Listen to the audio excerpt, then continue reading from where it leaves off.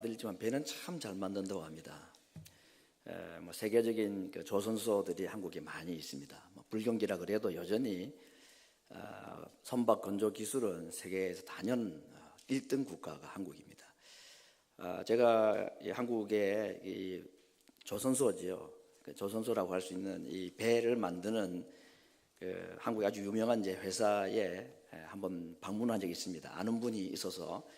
그분이 아주 상세하게 설명을 해주시는데, 요즘에는 그 시추선이라고 하고 원유를 채취하는, 바다 위에서 원유를 채취하는 배들, 그런 배들이 아주 고가의 배들인데 한 척당 1조 원씩 이렇게 하는 모양입니다. 엄청나게 비싼 배들인데 중국이 배 만드는 기술을 따라오려고 애를 쓰지만 이 한국의 고급 기술을 잘 못 따라온다 그럽니다. 그래서 어느 정도냐면 파도가 이제 큰 대양에 나가면 어디서 파도가 칠지 모르고 시추를 하는데 파도가 옆으로 그 배를 치면 흔들리고 시추봉이 잘못될 수도 있고 굉장히 위험할 수 있죠. 그래서 요즘은 인공위성과 GPS 수신기를 달아가지고 미리 파도가 어느 정도의 빠른 속도로 자기 배에 어디로 오는지를 미리 다 계산을 해가지고 스스로 배가 방향을 움직인다는 거죠. 그래서 배가 옆으로 파도에 맞지 않도록 정면으로 파도를 맞으면 웬만한 파도는 다 견뎌낸다고 합니다. 정말 이 대단한 그 기술을 가지고 있는데, 오늘 우리가 읽었던 이 본문에 이 배가 흔들리는 이야기가 나옵니다. 배가 뒤집히는 것 같은. 오늘 같으면은 그 정도는 웬만한 배들은 다 견뎌낼 수 있겠지만 아주 2000년 전 이 시대에 이 조그만 풍랑에도 배가 감당을 못하고 뒤집히는 그런 위기를 여러 번 경험하는 이야기들이 성경에 자주 나옵니다.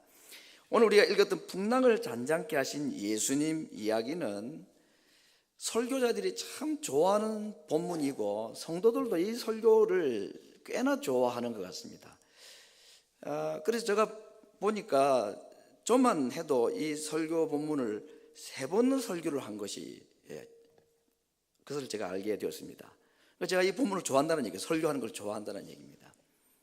우리 교회에서만 2003년, 2006년 2번 한 것이 제 기록이 있었고, 오늘 또 3번째 우리 교회에서만 하는데 왜 또 이 설교를 또 하게 되는가?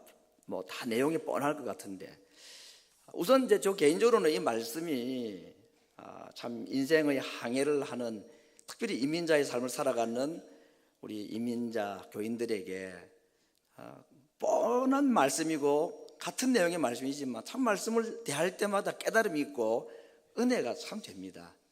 어떻게 이 인생의 파고를 이겨낼 수 있을까 하는 정말 소망이 있고, 이 말씀을 읽고 묵상하면 주시는 은혜가 너무 크고, 그래서 설교하는 사람도 설교를 듣는 성도들도 힘이 나서 이 본문으로 설교하기를 좋아하고 듣기를 좋아하지 않은가. 그래서 지난 한 주간에도 제가 이 구절의 말씀을 보면서 또 이전과는 또 다른 은혜가 있고 깨달음이 있어서 오늘 그 말씀을 좀 드리려고 본문을 또 제목을 정했습니다. 내 영혼의 파도가 일 때라는 제목으로 말씀을 드리고자 합니다.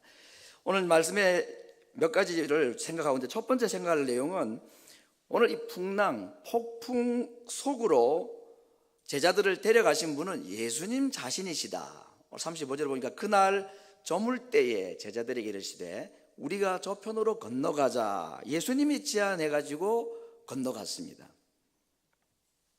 오늘 본문이 이제 4장인데, 이 4장 본문 앞에는 예수님께서 하루 종일 설교하시는 내용입니다. 씨 뿌리는 비유를 비롯해서 천국의 비밀들을 여러 가지 비유로 말씀을 길게 하십니다.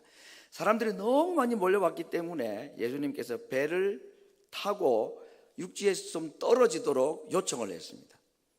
그래서 사실은 제자들과 함께 예수님은 이 배 위에서 거의 하루 종일을 계셨던 겁니다. 그리고 천국에 대한 얘기를 하시고 난 다음에 저물 때에 그 동네에서 주무시는 것이 정상인데 무슨 급한 일이 있었는지 그날 밤에 건너가자 그랬습니다. 건너가서 어떤 일이 벌어지냐면 군대 귀신이라는 그 돼지떼에 귀신이 들어가가지고 돼지떼가 2,000마리가 몰사하는 그 사건이 있죠. 그 이야기가 일어나는 곳으로 이제 건너가는 겁니다. 지금 그 건너가던 중에 아마 저녁이 저물었으니까 풍랑을 만날 때는 아마 밤중이었겠죠. 이 갈릴리라는 이제 호수, 큰 호수인데 이 갈릴리 호수는 산으로 이렇게 해안가가 둘려져 있다고 합니다. 그래서 밖에서 이제 육지에서 불어오는 바람이 산을 타고 넘어오면서 이 호수, 바다로 들어올 때는 아주 강풍이 되거나 돌풍이 되는 갑작스러운 이런 돌풍들이 자주 있는 지형적인 특징을 가지고 있다고 하는데, 그날 돌풍도 뭐 그런 지형적인 원인 때문에 생겼을 것입니다. 강으로 건너가자 예수님의 생각을 가지고 제자들이 순종을 해서 갔는데 폭풍우를 만났다. 오늘 이것이 첫 번째 우리가 생각할 수 있는 말씀의 내용입니다. 우리가 하나님의 말씀에 순종을 했는데 그 결과가 오히려 내가 원하지 않은 어려운 일을 만날 수가 있다는 겁니다. 그래서 제자들은 어쩌면 예수님께 불평을 했을지 모릅니다. 아니 밤에 왜 꼭 가야 했습니까? 그날 거기서 자고 건너가셔도 될 텐데, 뭐 그런 불평도 나올 수가 있을 겁니다. 베드로가 그래서 그의 서신서에서 이런 이야기를 했습니다. 예수님을 따르고 예수님의 말씀에 순종을 했음에도 불구하고 우리에게 폭풍이 있는 일들, 우리에게 있는 불시험을 이상한 일 당하는 것처럼 이상히 여기지 말라고 했습니다. 우리에게 이런 갑작스러운 말씀에 순종을 하고 신앙의 결단을 하고 하나님의 뜻이라고 순종을 했는데도 불구하고 원하지 않는 어려움이 있는 것, 이상한 일 당하는 것처럼 생각하지 말라 그랬습니다. 그것이 정상적이고 당연한 일이다. 오늘 이것을 먼저 한번 생각을 합니다. 두 번째, 오늘 이 폭풍을 만난 배의 광경을 보면 37절에 이런 말씀이 있습니다. 큰 광풍이 일어나며 물결이 부딪혀 배에 들어와 배에 가득하게 되었다. 여러분, 배 안에 물이 가득 찼으면 이제 뭐 가라앉는 그거밖에 안 남았잖아요. 요즘같이 뭐 배 기술이 있어가지고 웬만해도 안 넘어지면 모르지만, 아니 옛날 뭐 나무로 된 배일 텐데 배 안에 물이 들어오면 배가 가라앉거나 바람에 뒤집히거나 그런 상황을 맞이했는데, 이때 제자들이 본 것이 두 가지가 있습니다. 첫 번째는 폭풍을 보았습니다. 큰 파도를 보았고 바람을 보았을 때에 그들에게 순식간에 두려움이라는 것이 들어왔습니다. 두 번째, 이들이 본 것이 주무시는 예수님이었습니다. 배 뒤편에서 예수님이 주무시는 것을 제자들이 보았다. 예수님이 이 난리 중에 태연하게 주무시는 것이 제자들이 이해가 안 됐던 거죠. 어떻게 이 상황에 잠이 올 수 있을까? 뭐 그 생각도 했을 텐데, 그래서 제자들이 예수님을 흔들어 깨우면서 한 말이 있습니다. 선생님, 우리의 죽게 된 것을 돌아보지 아니하시나이까? 제가 이 구절을 다시 한번 읽습니다. 예수님 주무시는 걸 보고 막 흔들어 깨웁니다. 선생님, 우리의 죽게 된 것을 돌아보지 아니하시나이까? 이 문장에 적어도 두 가지의 오해가 있다고 볼 수 있습니다. 첫 번째는 예수님을 부른 호칭이 선생님이었습니다. 제자들은 지금 예수님께서 행하시는 기적들을 좀 많이 본 상태입니다, 이미. 그리고 지금 배를 타고 오기 전에는 하루 종일 예수님의 설교 말씀을 들었습니다. 그것도 배 위에서 같이. 그런데 여전히 그들에게는 예수님은 율법을 조금 잘 해석하고 이제까지 들어보지 못한 새로운 이야기로 설교하시는 선생님 정도로만 생각을 했던 것 같습니다. 하나님의 아들이라는 것을 그들이 아직도 믿지를 못하거나 아니면 그런 확신이 없는 상태. 두 번째는 그들이 예수님에게 흔들어 깨우면서 했던 말입니다. 우리의 죽게 된 것을 돌아보지 아니하시나이까? 예수님에 대해 오해를 했습니다. 예수님이 자기들의 어려운 문제에 관심이 없으시다. 이런 상황에 처해 있는 우리들에게 예수님이 아무 조치를 취하지 아니하신다 하는 오해였습니다.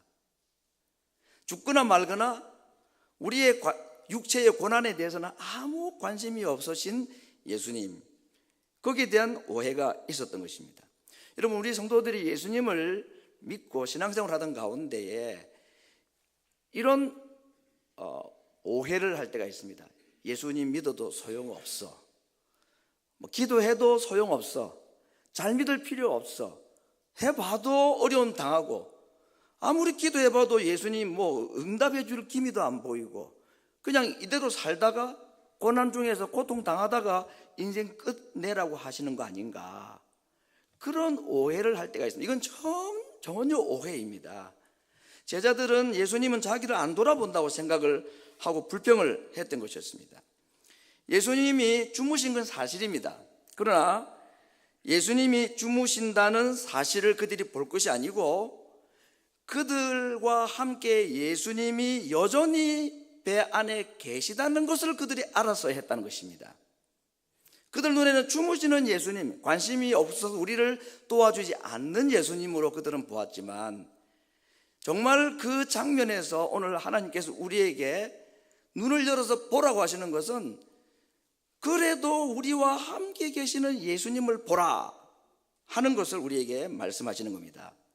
사랑하는 성도 여러분, 예수님이 내 안에 계시고 내가 타고 가는 인생의 배 위에 함께 계시다는 것 자체가 우리에게는 은혜고, 꼭 그분이 깨어있지 않으셔도, 주무시기만 하셔도 우리가 타고 가는 이 항해의 배는 안전하다는 것을 오늘 본문은 우리에게 약속해 주지 않습니까? 깨어 있을 때만 예수님이 능력이 있고 주무시면 예수님이 능력이 없는 분이십니까? 그래서 제가 오늘 이 본문을 통해서 이런 생각을 한번 해보았습니다. 아가서에 있는 표현을 가지고 예수님이 깨시기 전에는 그를 흔들어 깨우지도 마십시오. 깨어나서 나를 도와주지 않는다고 원망하고 불평할 필요가 없습니다. 예수님은 그래도 이 순간에도 나와 함께 계시다는 그 믿음을 가지고 이 항해를 하지 않으면 우리는 예수님으로부터 시험당할 일이 참 많습니다. 주님은 우리와 지금도 함께 계십니다. 어차피 그날 밤 파도는 예수님이 잠들어 계신 그 배를 절대로 뒤집어 놓을 수가 없는 상황이라는 것은 너무나 우리가 잘 알고 있습니다. 왜냐하면 예수님은 그 바다를 지으신 창조자이시기 때문입니다. 오늘 이 본문에서 우리가 가질 수 있는 세 번째 교훈은, 그날 밤 제자 수업은 계속되었다. 제자 훈련은 그날 밤에도 계속되었다 하는 것입니다. 36절 말씀, 저희가 무리를 떠나 예수를 배에 계신 그대로 모시고 가매. 계신 그대로 모시고 갔다는 것은 하루 종일 배 위에서 제자들과 함께 예수님은 배 위에 있었습니다.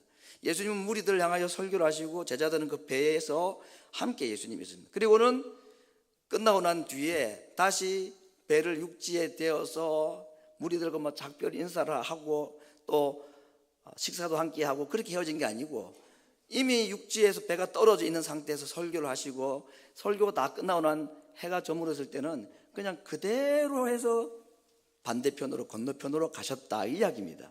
오늘 여기 있는 표현이 계신 그대로라는 표현.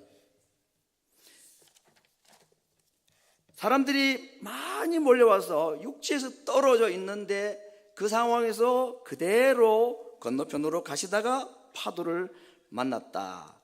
제자들은 지금 예수님과 함께 건 하루 종일을 같은 장소에서 함께 있었고 예수님의 말씀을 들었습니다.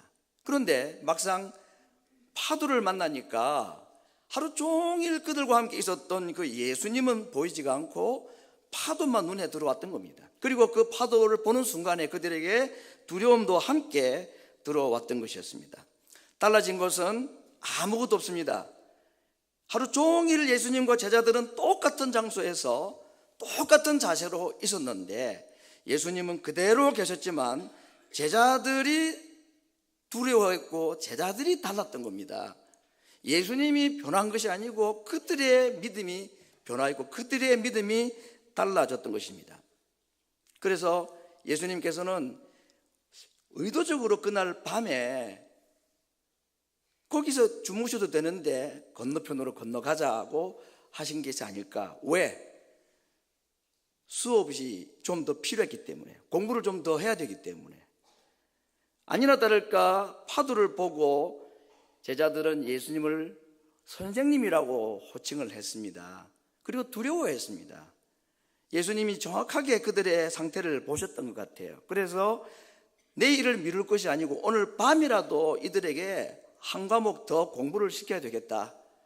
예수님이 누구신지, 예수님이 어떤 분인지를 훈련을 좀 더 시키고 한 과목 공부를 더 할 목적으로 그날 밤에 폭풍우 속으로 일부러 제자들을 데리고 가셨던 것 같습니다. 본문 앞에는 4가지 밭에 대한 비유가 나옵니다. 씨를 뿌렸는데 어떤 씨는 길가에 떨어지고 어떤 씨는 돌밭에 또는 가시떨기 나무에, 어떤 씨는 옥토에 떨어져 가지고 열매를 맺었다. 이 비유의 말씀이 나옵니다. 이 비유를 본다면 한나절 하루 종일 예수님께서 전하셨던 그 말씀의 씨앗이 제자들의 마음속에도 다 잘 떨어졌습니다. 근데 지금 제자들은 앞에 4가지 밭의 비교해 본다면 지금 어느 밭에 해당이 될까요? 염려가 있고 두려움이 있고 근심이 있습니다. 3번째 밭입니다. 가시밭입니다. 그래서 예수님께서 그들을 도와주시기 위해서 가시들을 꾸짖으신 거죠. 두려움을 꾸짖고 파도를 꾸짖어서 그들의 믿음이 지금 하루 종일 예수님의 말씀을 들었던 말씀의 씨앗이 마음의 밭에 떨어져서 열매를 맺으려고 하는데, 두려움이라는, 염려라는, 근심이라는 것들이 그 마음에 자라는 씨앗들을 공격하고 열매 맺지 못하게 할 때 예수님께서 그 두려움을 다 제거를 해주시고 바람을 꾸짖어서 그들이 옥토의 밭으로 열매를 맺을 수 있는 밭으로 되도록 해주신 것이다. 이렇게 볼 수도 있습니다. 그렇게 본다면 참 예수님 자상한 농부이시죠. 우리의 상태를, 마음의 상태를 너무나 잘 아셔서 어떻게 하면 열매를 끝까지 맺을 수 있을지 그들을 도와주고 계시는 모습을 또한 볼 수가 있습니다. 이 이야기를 통해서 제자들이 마지막에 스스로에게 질문한 말씀이 있었습니다. 도대체 이분이 누구신가? 어떻게 바람과 바다도 순종을 하고 명령에 굴복을 하는가? 도대체 누구신가? 하는 질문을 했습니다. 결국 예수님은 오늘 이 풍랑을 잔잔케 하시는 사건을 통해서 제자들에게 자신이 어떤 분임을, 누구이심을 지금 보여주기를 원하시느냐. 오늘 본문의 앞뒤에 보면 여러 가지 많은 이야기들이 나옵니다. 병자를 고친 이야기, 귀신을 쫓아내는 이야기들, 그리고 설교하시는 이야기들이 나오는데, 오늘 본문을 통해서 예수님은 귀신을 쫓아내고 병자를 고치고 말씀하시는 분일 뿐만 아니라 자연을 다스리시는, 자연도 통치하시는 창조주이심을 지금 보여주고 계신 것입니다. 그날 밤 예수님은 자신이 누구이신지를 제자들에게 좀 더 가르쳐 주시기 위해서 폭풍 속으로 데려가셔서 폭풍도 순종할 수밖에 없는 창조주 하나님이심을 제자들에게 가르쳐 주셨던 것입니다. 오늘 본문과 관련해서 제가 이제 마지막으로 함께 생각할 말씀이 있습니다. 그것은 지금 제자들이 만난 이 풍랑을 볼 때에 우리는 2가지의 풍랑을 좀 볼 수가 있습니다. 하나는 바다의 풍랑이고 다른 하나는 그들 마음속의 풍랑이라고 할 수 있습니다. 풍랑 앞에 흔들리는 그들의 믿음, 이것이 그들이 만난 풍랑보다 더 큰 문제였다는 것입니다. 예수님은 풍랑 속에서도 고요하실 수 있는 분이시고 또한 그 풍랑을 고요하게 만드실 수도 있는 분입니다. 그리고 주님 안에 있는 자는 그도 주와 함께 풍랑 속에서 고요하고 평안할 수가 있는 자들입니다. 바람이 불 때에 바다 위는 높은 파도가 치지만 바다 속은 정작 바람 한 점 없이 조용하다고 하지 않습니까? 세상 사람들은 조금만 풍랑해도 어쩔 줄을 몰라 하고 호들갑들을 떨고 두려워합니다. 그런데 주님을 믿는 자들은 그 주님 안에 있는 평안을 함께 누릴 수 있는 자들입니다. 왜냐하면 곧 풍랑을 잔잔케 하실 수 있는 분이라는 것을 믿기 때문이기도 하지만, 또 놀라운 것은 그리 아니하실지라도 주님은 우리에게 마음의 평안, 마음의 파도를 잔잔케 하실 수 있는 분이기 때문에, 그래서 정말 주님을 믿는 자들은 풍랑 앞에서 풍랑을 잔잔케 하신 주님을 바라볼 뿐 아니라 풍랑 안에서도 고요하게 주무실 수 있는 평안의 주님을 사모하고, 내가 원하는 이 환경의 변화가 있지 아니하여도 그 가운데서도 주님과 함께 평안을 누릴 수 있는 자들인 것입니다. 그야말로 세상이 감당치 못할 사람입니다. 오늘 장면을 볼 때 우리는 두 가지 정도의 비슷한 연관된 사건, 구약의 한 사건과 신약의 한 사건을 생각할 수 있다고 생각합니다. 첫 번째, 오늘 풍랑이 있는 배 위에서 주무신다, 또 풍랑이 잔잔해졌다. 구약에 어떤 사건이 딱 떠오릅니까? 요나 사건이죠. 물론 전혀 다른 정반대의 이야기이긴 합니다. 그러나 사용되는 이 용어들이나 내용은 거의 요나 사건의 재판이라고 볼 수가 있습니다. 요나는 하나님께 불순종하다가 풍랑을 만났고, 어떻게 이 요나 때는 풍랑이 잔잔해졌습니까? 요나 자신이 바다에 던져졌을 때였습니다. 근데 오늘은 왜 풍랑이 일어났습니까? 뭐 누구의 불순종 때문도 아닙니다. 그냥 자연 현상입니다. 오늘은 어떻게 풍랑이 잔잔해졌습니까? 누가 한 사람이 바다에 빠져 죽어서 재물이 되어서가 아니라 예수님의 말씀으로 풍랑이 잔잔해졌다 그랬습니다. 예수님은 스스로 말씀하셨습니다. 오늘 이 본문을 통해서 예수님은 자신이 스스로 말씀하신 대로 나는 요나보다 더 큰 자라고 말씀하셨는데, 요나 사건을 떠올릴 수 있는 이 본문 사건을 통해서 주님은 우리에게 말씀하시는 겁니다. 내가 요나보다 더 큰 자로 이 세상에 왔다. 여러분, 구약 성경의 요나, 물고기 뱃속에서 3일 만에 나왔다는 이 요나 이야기의 핵심적인 가르침은 뭘까요? 물에 빠져도 큰 고기 뱃속에만 들어가면 산다? 그런 얘기입니까? 요나 이야기는 3일 만에 다시 나왔다, 그 얘기 아닙니까? 예수님께서도 자신을 요나의 사건에 비유하셨습니다. 그건 요나 이야기는 결국은 예수님 부활 얘기를 하는 것입니다. 그렇죠? 또 한 가지는 구원이죠. 빠져 죽을 뻔했는데, 죽은 거는 다름없는데 물에서 다시 구원을 받은 것입니다. 그리고 그가 복음을 전했더니 니느웨 사람들이 다 회개하더라. 그게 구원 이야기입니다. 그 요나 이야기는 결국 부활과 구원 이야기입니다. 오늘 예수님께서 이 풍랑이 있는 배, 마치 요나 사건을 재현하는 것과 같은 이 장면을 통해서 어떤 사실을 우리에게, 당시의 사람들에게 보여주기를 원하실까? 예수님의 부활에 대해서 말씀하시는 것이고, 그리고 구원에 대해서 지금 말씀을 하고 계신 것이라 볼 수가 있습니다. 또 한 가지 사건은 뭘까? 오늘 본문과 연관해서 기억이 날 만한, 제자들이 막 예수님을 흔들어 깨우잖아요. 예수님은 주무십니다. 자고 막 깨우는 이야기입니다. 언제 이야기입니까? 겟세마네 동산 이야기입니다. 예수님께서 마지막 십자가를 앞두고 제자들 셋을 데리고 산에 기도하러 가셨다고 그랬죠.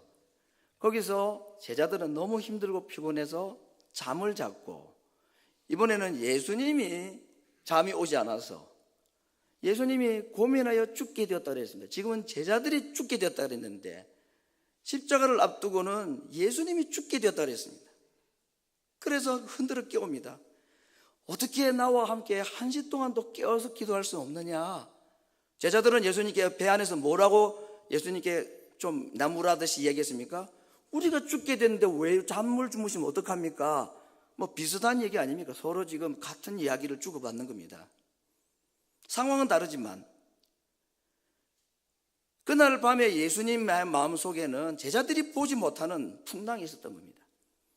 하나님 아버지 앞에 버림당하는, 죄인들을 대신해서 죽으셔야 되는, 정말로 제자들이 오늘 배에서 당하는 풍랑하고는 비교도 안 될 정도의 마음에 걷잡을 수 없는 두려움과 풍랑이 예수님의 마음을 사로잡았던 것입니다.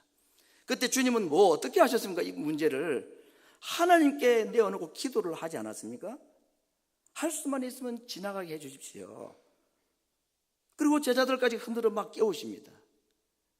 하나님은 예수님의 기도를 들으시고 천사를 보내어서 예수님의 기도를 도와주셔서 3번을 그렇게 간절하게 기도하고 났을 때에 예수님 마음속에 있었던 그 파도는 잠잠해졌습니다. 그리고는 빌라도를 향하여, 십자가를 향하여 정말 평온한 마음으로 담대하게 풍랑을 잔잔케 하시고 그 십자가를 향해 걸어가실 수가 있었던 것이었습니다. 사랑하는 성도 여러분, 우리의 삶의 파도를 만날 때에 오늘 저는 다음 3가지를 기억하기를 권하고 싶습니다. 첫 번째는 제자들과 같이 파도를 볼 것이 아니고 내 안에 계신 예수님을 바라볼 수 있기를 바랍니다. 예수님이 가자고 해서 왔는데도 풍랑을 만날 수가 있고, 시간이 꽤 지났는데도 이러다가는 내 삶이 이것으로 끝나버리는 거 아닌가, 예수님도 나에게 더 이상 관심이 없고 돕지 아니하시는 거 아닌가 하는 생각이 들 수가 있지만, 예수님은 제자들의 보기에 그냥 주무시고 아무 일도 안 하시는 분으로 보였지만 그런 분이 아니고, 그분은 주무시거나 깨어 계시거나 이 세상을 창조하시고 바다를 잔잔케 하실 수 있는 분으로 우리 옆에 계시다는 사실, 파도를 볼 것이 아니고 여전히 나와 함께 계시고 내 안에 계시는 그 예수님을 바라볼 수 있어야 합니다. 그 예수님께서 한 번만 목소리를 발하시면 바람과 바다도 잔잔하고 순종할 수밖에 없는 것은 그 바람과 바다가 태초에 예수님의 음성으로 말미암아 창조된 피조물에 지나지 않기 때문입니다. 두 번째, 내 영혼의 파도가 일 때에 바다를 창조하신 창조주께 파도를 꾸짖어 달라고 부탁할 수가 있겠습니다. 예수님께서도 십자가를 앞두고 하나님께 도움을 구하였습니다. 마음속에 그 두려움과 걷잡을 수 없는 마음의 풍랑을 만났을 때에, 하나님께 간절하게 기도했을 때에 하나님이 천사까지 동원하셔서 예수님을 도와주시지 않았습니까? 파도를 볼 때에 내 속에 함께 계시는 그 예수님께, 그 창조주께 파도를 꾸짖어 달라고, 예수님도 바다를 꾸짖었다고 그랬습니다. 이 꾸짖는다는 단어는 마가복음 1장 25절에 보면 예수님께서 귀신들을 꾸짖으셨다 할 때 그 단어와 동일한 단어를 쓰고 있습니다. 예수님은 귀신도 호통을 치시고 꾸짖어 마시고 꾸짖으시고, 우리를 고통스럽게 만드는 이 풍랑을 향하여서도 예수님은 꾸짖으시고 혼을 내시는 분이신 겁니다. 그러므로 문제를 만나고 파도를 만날 때 꾸짖어 달라고 우리 주님께 부탁하실 수 있습니다. 주님도 그렇게 아버지께 부탁하셨지 않았습니까? 그럴 때 우리에게 정말 하나님이 도우시는 그 풍랑을 잔잔케 하시는 하나님의 능력을 경험하게 해 주실 것입니다. 그런데 혹시라도 그러지 않는다 할지라도 또 우리가 주님께 구할 풍랑을 꾸짖어 달라 할 것은 내 마음속에 있는 풍랑입니다. 바다의 풍랑을 보고 두려워하는 내 마음의 풍랑도 꾸짖어 달라고 기도할 수 있습니다. 정말 진짜 풍랑은 바다의 풍랑이 아니고, 바다의 풍랑을 보고 안절부절 못하는 내 마음속에 있는 믿음 없음으로 말미암아 생기는 이 풍랑이 더 큰 풍랑이고, 이게 더 문제인 겁니다. 차라리 바다의 풍랑을 잔잔케 해달라고 구하기보다 오늘 예수님께 제 마음속에 이 믿음 없음으로 생기는 제 마음의 풍랑을 좀 꾸짖어 주십시오. 제가 별로 좋아하지도 않는데 이게 자꾸 마음속에서 일어납니다. 파도만 보면 제 마음속에 풍랑이 일어납니다. 주님, 제 속에 있는 이 풍랑 제가 스스로 어떻게 할 수가 없습니다. 제가 마음 먹는다고 되는 것도 아닙니다. 파도를 꾸짖으셨던 우리 주님께서 제 속에 있는 이 불신앙의 파도도 좀 꾸짖어 주셔서 잠잠케 주옵소서. 사랑하는 성도 여러분, 많은 경우에 예수님은 우리를 문제로부터 구원하시는 것이 아니고 문제를 통해서 구원하십니다. 뭐라고요? 문제로부터 구원하시는 게 아니고 문제를 통해서 구원하신다. 이 이야기를 베드로가 잘 얘기를 했습니다. 베드로전서 3장 20절에 노아 홍수 이야기를 베드로가 어떻게 말했느냐? 하나님께서 노아 식구들을 물로부터 구원하셨다고 말하지 않았습니다. 물로 인하여 구원했다 그랬습니다. 물을 통해서 구원했습니다. 하나님께는 노아 홍수의 그 하늘을 덮을 만큼 쏟아졌던 그 많은 물들이 멸망의 수단으로 쓰신 것이 아니라 구원의 수단으로 쓰셨다는 것이 베드로의 고백입니다. 성도 여러분, 우리가 이 땅에서 많은 문제들을 당합니다. 하나님 우리를 그 문제에서부터 건져주기를 원하시는 분이 아닙니다. 그 문제를 통해서 오히려 우리를 건져주시고 구원하십니다. 어디로부터? 불신앙에서, 약한 믿음에서, 또 하나님을 신뢰하지 못하는 그 구덩이에서 문제를 통해서 구원해 주십니다. 오늘 예수님은 제자들을 폭풍으로부터 구원하신 게 아니고 폭풍우를 통해서 그들을 구원하셨습니다. 어디로부터? 불신앙에서부터, 약한 믿음에서부터. 그들이 정말로 구원받아야 될 것은 풍랑이 아니었고 그들의 깊은 불신앙이었습니다. 믿음 없는 약한 마음이었습니다. 그것이 그들에게는 더 큰 문제여서 하나님은 풍랑을 통하여서 그들을 불신앙에서 건져주기를 원하셨습니다. 이 땅에서 당하는 우리의 모든 인생의 문제는 그것을 통해서 우리를 그 다른 어떤 것으로부터 구원하기 위한 하나님의 기막힌 방법, 요즘 말로 신의 한 수입니다. 폭풍우는 우리를 어딘가로부터 구원해야 될 하나님의 기이한 방법인 것입니다. 그러므로 풍랑을 만났을 때에 파도로부터 구원해달라는 기도도 할 필요가 전혀 없지는 않지만 정말로 우리가 구해야 될 것은 하나님 이 풍랑으로 인하여서 저를 어디에서 구원하실지 제가 빠져있는 그 어딘가에서부터 이 풍랑을 통해서 건져 주십시오. 불신앙일 수 있고 또는 세상의 깊은 가치관에 빠져 있어서 때로는 하나님은 우리에게 건강이라는 물질의 어려움이라는 이런 풍랑을 통해서 우리를 하나님이 기뻐하지 아니하시는 그 어떤 곳에서부터 건져내기를 원하셔서 물로 우리를 구원하기를 원하십니다. 물에서 구원함이 아니라 물로 말미암아, 풍랑에서의 구원이 아니라 풍랑을 통해서 정말로 우리를 구원하실 장소가 따로 있어서 그것으로부터 우리를 구원하기를 원하시는 분이십니다. 오늘 이제 마지막으로 이 말씀을 통해서 우리가 함께 위로를 받고 소망을 가지기를 원합니다. 다음에 몇 구절의 말씀을 가지고 우리의 신앙의 닻을 이 말씀에 내리는 기도의 시간이 되었으면 좋겠습니다. 첫 번째 말씀은 이사야 43장 2절 3절 말씀, 너무나 우리가 잘 아는 말씀입니다. 같이 한번 읽어보겠습니다. 네가 물 가운데로 지날 때에 내가 함께 할 것이라. 강을 건널 때에 물이 너를 침몰지 못할 것이며 네가 불 가운데로 행할 때에 타지도 아니할 것이요 불꽃이 너를 사르지도 못하리니 대저 나는 여호와 내 하나님이요 이스라엘의 거룩한 자요 내 구원자임이니라.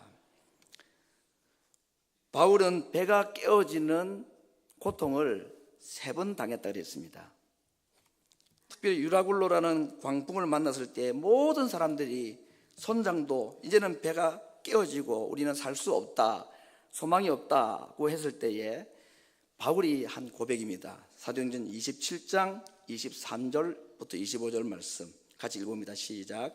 나의 속한 바 곧 나의 섬기는 하나님의 사자가 어젯밤에 내 곁에 서서 말하되 바울아 두려워 말라. 네가 네 앞에 서야 하겠고 또 하나님께서 너와 함께 행선하는 자를 다 내게 주셨다 하였으니 그러므로 여러분이여 안심하라. 나는 내게 말씀하신 그대로 되리라고 하나님을 믿노라.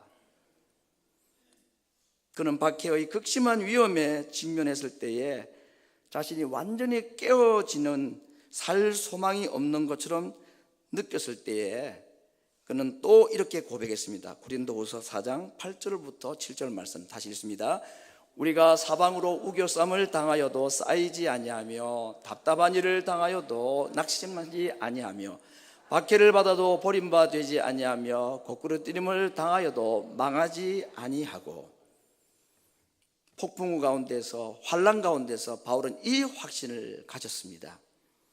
오늘 이 본문과 관련해서 시편 107편 30절에 있는 마지막 약속의 말씀을 붙잡고 풍랑 가운데 우리 모든 성도들이 소망의 닻을 이 말씀에 다시 한번 내리는 결심과 결단이 있기를 원합니다. 같이 읽습니다. 저희가 평온함을 인하여 기뻐하는 중에 하나님께서 저희를 소원의 항구로 인도하시는도다.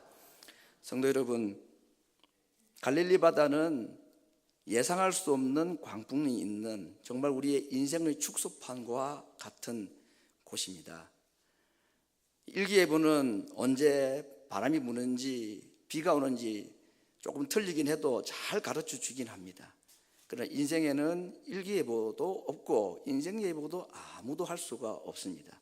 오히려 내 경험이나 또는 신앙의 결심을 가지고 왔음에도 불구하고 예수님이 일부러 우리를 그 풍랑 속으로 데려가는 것과 같은 오해할 만한 일들이 사실은 있고, 그리고 심지어는 주님도 나를 더 이상 돕지 않으신가 하는 절대적인 실망과 고통이 인생의 풍랑보다 더 큰 풍랑이어서 이런 어려움들을 우리가 당하지 않을 사람이 아무도 없습니다. 그럴 때에 오늘 본문의 말씀을 통해서 주님께서 우리에게 주시는 약속이 있습니다. 어려운 일을 당하는 일을 이상한 일 당하는 것처럼 생각하지 말라고 그랬습니다. 내가 너를 돕지 않고 잠자고 아무것도 안 하는 것이 아니라 그럼에도 불구하고 내가 너와 함께 있다는 사실을 기억하라고 우리에게 말씀하십니다. 그리고 우리의 있는 모든 인생의 문제를 만날 때에 나를 그 풍랑에서 구원하실 뿐만 아니라 풍랑 가운데서도 내 마음의 평안을, 내 마음의 파도를 잔잔케 하시고, 오히려 이 풍랑을 내게 허용하신 이유가 주님이 보실 때에 내 인생의 풍랑보다도 더 위급하고 더 안타깝고 더 위험한, 정말로 그 인생의 구덩이에서 그 불신앙과 믿음 없는, 하나님 없는 삶을 살아가는 그곳에 머물러 있는 것을 도무지 보다 못해 오히려 우리를 풍랑 가운데로 끌고 가서 풍랑을 통해서 우리를 불신앙으로부터 구원해 주시고, 풍랑을 통해서 오히려 우리를 그 하나님 믿지 못하는 약한 믿음에서 우리를 건져주기를 원하시는, 정말 하나님은 우리에게 무엇이 더 어려운 문제이며 우리에게 더 위급한 풍랑이 무엇인지를 아셔서 그것으로부터 구원하시기 위하여 때로는 일부러 풍랑을 우리에게 주시고 그것으로 가자고 말씀하시는 경우도 있습니다. 성도 여러분, 혹시라도 예기치 않은 또는 정말로 시험에 들만하게 나름대로 하나님 잘 섬기는 것 같은데, 이 정도면 신앙생활 좀 열심히 하는 것 같은데 왜 어려운 일이 있는지, 제자들이 지금 그런 혼란 가운데 있지 않습니까? 그때는 오늘 주님의 약속의 말씀을 붙잡아야 할 것입니다. 일부러 지금 나에게 정말 구원하실 곳이 무엇인지를 아시고 나를 이 풍랑으로 인도하셔서 풍랑으로부터의 구원이 아니라 풍랑을 통한 구원을 주시기 위하여 나를 이곳으로 인도하셨음을 믿으시기를 바랍니다. 이 약속의 말씀을 굳게 붙잡고 이 약속의 말씀에 닻을 내릴 때에 흔들리지 않고 평온한 가운데 소망의 항구로 인도하실 그 주님을 찬양하며 그 주님의 약속을 붙잡고 이 갈릴리 호수와 같은 이 인생 항해를 주와 함께 평온 가운데 소망의 항구를 향하여 달려가는 하나님의 백성들 될 수 있기를 주의 말씀으로 축원합니다. 같이 한번 기도하겠습니다. 주님의 도우심